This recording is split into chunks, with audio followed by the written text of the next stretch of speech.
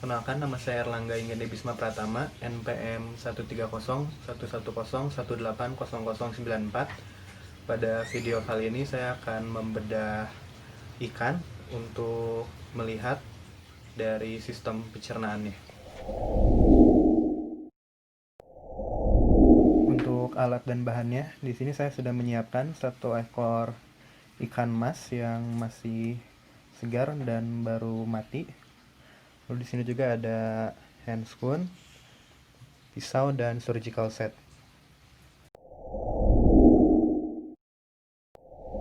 Baik, untuk yang pertama saya akan mencuci tangan terlebih dahulu. Lalu setelah itu saya akan memakai hand spoon.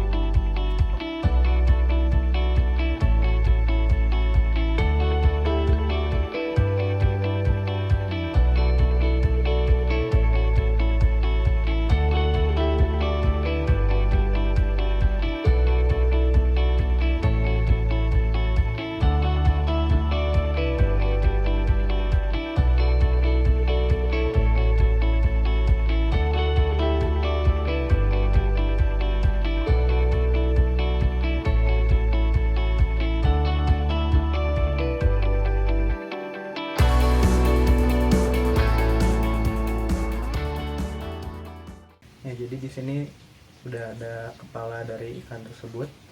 Jadi saluran pencernaan dimulai dari mulut, makanan masuk, lalu akan berlanjut ke bagian belakang.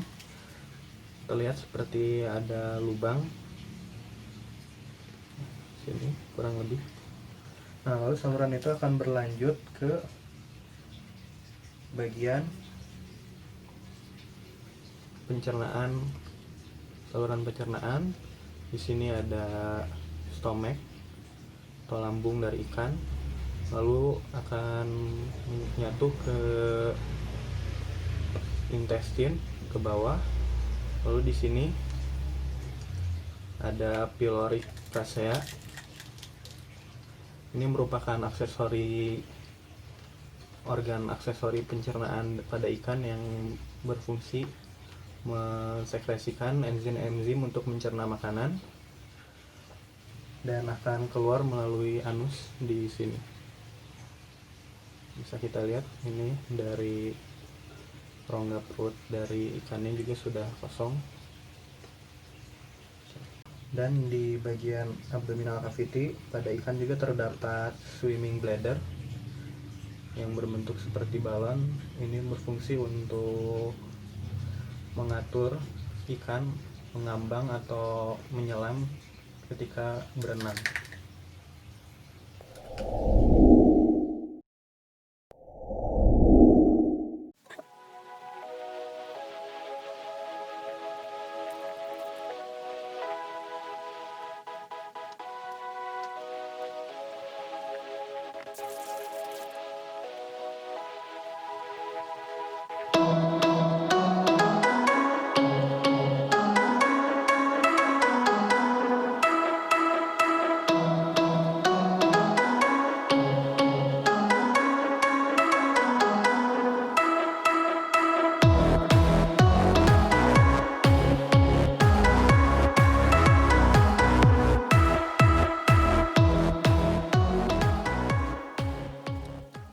Baik, yang bisa kita lihat di sini ada organ pencernaan, saluran pencernaan dari ikan.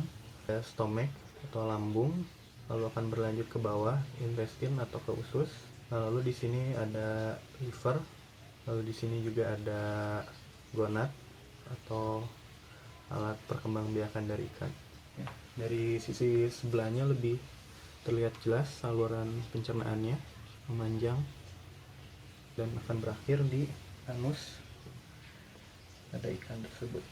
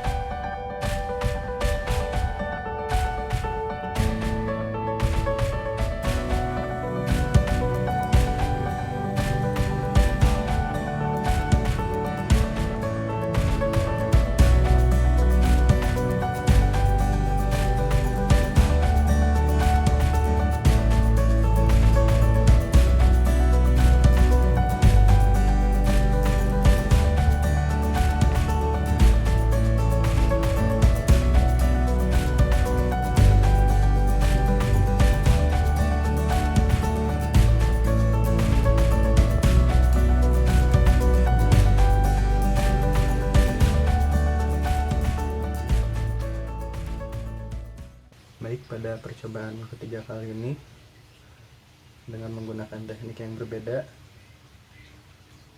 Dari sistem pencernaannya sendiri terlihat lebih jelas, bisa kita lihat. Nah, di sini ada stomach atau lambung, lalu di bawah di sini ada liver, dan nanti di baliknya juga kita lihat akan terdapat gallbladder, kantung empedu. Oke. Lalu ke bagian bawahnya, dari sini stomach akan bersatu atau menyambung dengan intestine atau usus, berlanjut terus ke belakang sampai ke anus. Jika kita buka lebih besar lagi di bagian dalamnya, di sini akan terdapat swimming bladder atau kantung udara atau kantung yang berisi udara untuk ikan, membantu ikan ketika berenang. Lalu di sekitar sini akan terdapat gonad atau organ reproduksi pada ikan. Jelas lagi, stomach, liver, lalu di sini ada intestine.